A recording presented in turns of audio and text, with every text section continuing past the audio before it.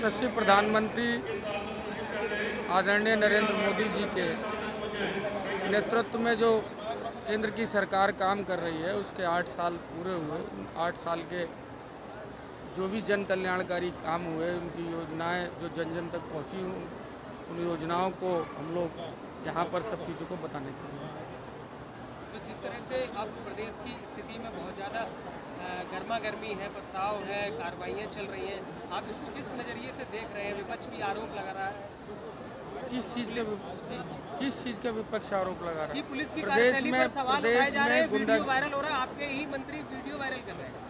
प्रदेश में किसी को भी कानून हाथ में लेने का अधिकार नहीं है। जो कानून हाथ में लेगा, यहाँ कानून का राज है, उसके लिए परम पूज्य हमारे इस देश के यशस्वी मुख्यमंत्री योगी आदित्यनाथ जी कानून के दायरे में रह के निपटने का काम। अब जैसे घर ढहाए जा रहे हैं, कार्रवाइयाँ चल रही हैं, इस पर अब मानवाधिकार और विपक्ष ने वो वीडियो भी ट्वीट किए कि इसकी आवश्यकता कहाँ पड़ रही है, क्यों ऐसी नौबत है? जहाँ तक ये जो आपने घर ढह जाने का सवाल किया, बहुत अच्छा सवाल आपने किया।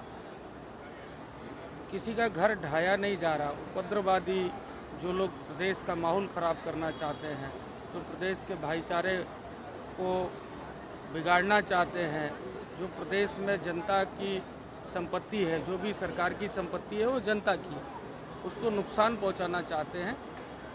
और जिन्होंने कोशिश की है इस तरह की कार्रवाई, या तो गुंडे माफियों के साथ हुई है या इस तरह की कार्रवाई उन लोगों के साथ, वो भी कानून के दायरे में रहते। मैडम, आज किस प्रयोजन से प्रेस वार्ता रखी गई है? वीडियो क्या बताना चाहते हैं? केंद्र सरकार के 8 साल पूरे हो गए हैं, उसके उपलक्ष्य में हम लोग निकले हैं पूरे प्रदेश में सभी मंत्री, और ये देख रहे हैं कि इन 8 सालों की स्थिति जो भी है हमारे जन कल्याणकारी योजनाओं की, वो जनता में कहाँ तक लाभान्वित हुए हैं, कहाँ तक उन योजनाओं का क्रियान्वयन हुआ है और जनता कितनी उनसे लाभान्वित हुई है। हमारे 5 साल की माननीय योगी जी के नेतृत्व में जो सरकार रही, वर्तमान में चल रही है, उसकी जो योजनाएं हैं वो कहाँ तक प्रशासन के द्वारा क्रियान्वित की जा रही हैं और जनता कितनी लाभान्वित हो रही है, हम ये तो देख ही रहे हैं। इसके साथ साथ हम ये भी देख रहे हैं कि जनता की मानसिकता क्या है, कितना उनको लाभ मिल रहा है।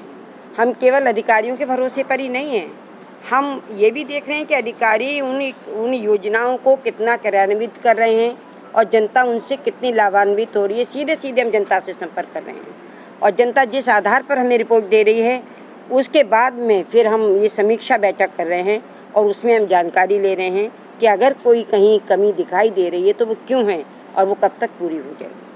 शिक्षा विभाग आपके पास है, उच्च शिक्षा माध्यमिक विद्यालय खोले गए थे जिसमें अंग्रेजी माध्यम के बच्चे पढ़ रहे थे जी, सरकारी विद्यालय कंपोजिट हुए। लेकिन इटावा की अगर बात करें तो 139 विद्यालय हैं जिसमें अब बच्चे अंग्रेजी माध्यम पढ़ने के बाद कक्षा 5 के बाद उनके पास अब अंग्रेजी माध्यम के आगे की शिक्षा के लिए कोई विद्यालय नहीं है।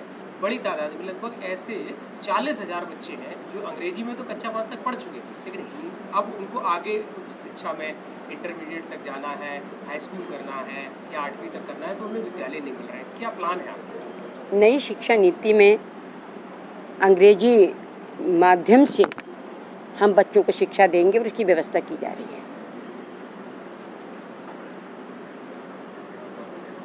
इस समय स्थिति ये है माहौल की कि अखिलेश यादव ट्वीट कर रहे हैं वीडियो कि पुलिस पिटाई कर रही है लोगों की, तो ये स्थिति क्यों बन रही है? विपक्ष मुद्दा उठा रहा है, इस पर आपका क्या ओपिनियन?